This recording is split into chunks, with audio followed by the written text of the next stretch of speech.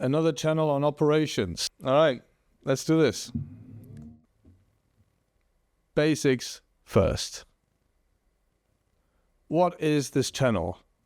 What am I trying to do here? Operations is the fancy word for getting things done. Things are changing. Operations is coming back. We need to make more stuff either at home or in places we can better control. That's the essence. I think we were all taken by surprise during the COVID pandemic on how much really even basics depend on the functioning of our global supply chains. And then we have the war in Ukraine. And to add insult to injury, now we have Donald Trump in office. He thinks that basically everything needs to be made in America, from the toilet paper roll all the way to the nuclear reactor. I don't want to go into the hypocrisy of it all, because those people who are screaming loudest today that we need to bring operations back home were the ones who were cheering the most for it 30 years ago. I also don't want to have a debate over what is feasible and not feasible, desirable to bring back or not. I don't want to get involved with professors over is manufacturing the new agriculture and is everybody just romanticizing over, blue collar jobs coming back to Europe and this revival of the middle class of the 60s. No, that's not a debate we're having here on this channel. What we're going to talk about here is we're talking about trends and tendencies. And what we're observing is that there is a trend and there is a tendency to have more operations coming back to countries that have once diminished the role of operations. And now we're looking at this challenge as if it was basically just a matter of finding the capital, making the investments, building the infrastructure, building the plants, building the factories, and then just flipping the switch and it's rolling. And I think we're missing a very important part here, one that is subtle, it's more qualitative, namely that the problem that we're going to be facing when we're going to relocate operations to Europe or many other countries isn't intellectual, isn't financial. The problems are going to be ethical and cultural by extension. In most boardrooms, the sex appeal is with R&D, finance, sales, marketing, strategy.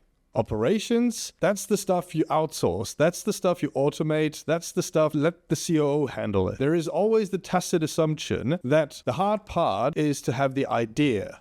And that once you reach the threshold of operations, it's almost taken for granted that everything is just going to fall into place naturally, and that belief is wrong. It's catastrophically wrong. As it turns out, we've had a couple of very good examples in the past 3-4 years that showed us that ideas alone don't fill shelves. But the ability to deliver on the idea is what fills shelves. Under pressure, at scale, across crises and borders. And here's a little dirty secret about business. It doesn't actually matter that operations is returning into the spotlight, because operations in most companies is still the ugly duckling, an afterthought, the cost center. The cost center, not the value center, the cost center. Something that just works until it doesn't. Meanwhile, it's become a habit in boardrooms to worship innovation, strategy decks, visions, as if execution is just logistics. But when things fall apart, when supply chains buckle, when quality collapses, and when demand suddenly spikes, who saves the day?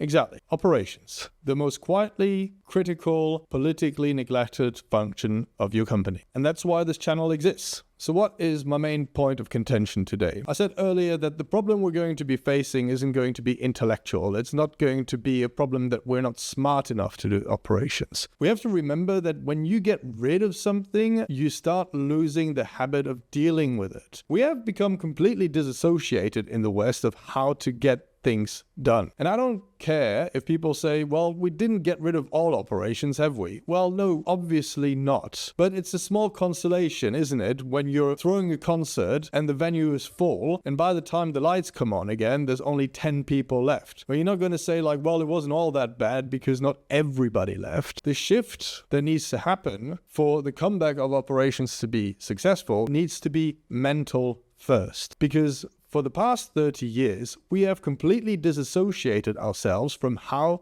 things actually get done. And this disassociation, which essentially became a marginalization, has translated in how companies think, in the West in particular. Because if we're serious about bringing back operations, onshoring, reindustrializing, regaining control over critical capabilities, then we better bloody know what we're going to ask people to walk into.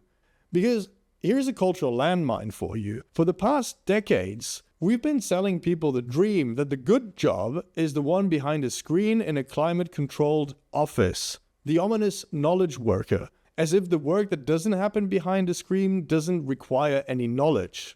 Sometimes we also have to think about the words we're using and the messages they send. Nobody in the neighborhood wants to be the guy whose kids do not go to university, even if they come back with a useless anthropology degree. And now, suddenly, we're asking a whole generation of young professionals to rediscover the magic of machine shops, shop floor, foundries, maintenance schedules, noise. Noise. Good luck. That pitch is dead on arrival unless we rebuild the dignity of execution. And not with TED Talks, not with hashtags, not with LinkedIn posts. None of them, absolutely none of them, have shifted the needle on the engagement index of employees. We could stop today. Arguably, this video is part of it. But what we're doing here, at least, is we're going to mention the elephant in the room and the dirty little secrets. I would encourage my children to become machinists, maintenance technicians, operators.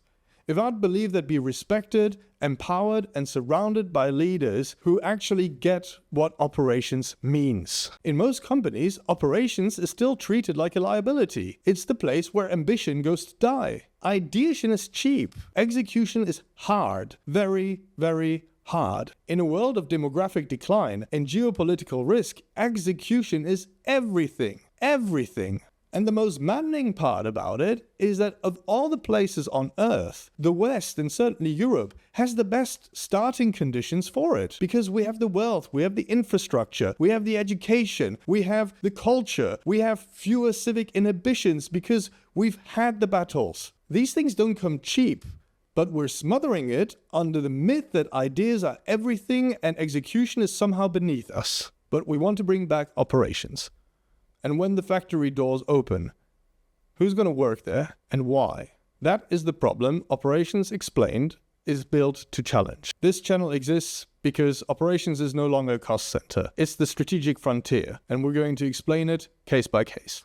And if you're in the C-suite, middle management, or just curious, I'm going to show you why companies that master their operations will always win. And for all those who are just tired of pretending that the shiny stuff is all that matters, subscribe. Operations is back. It never left, it's just tired of being ignored.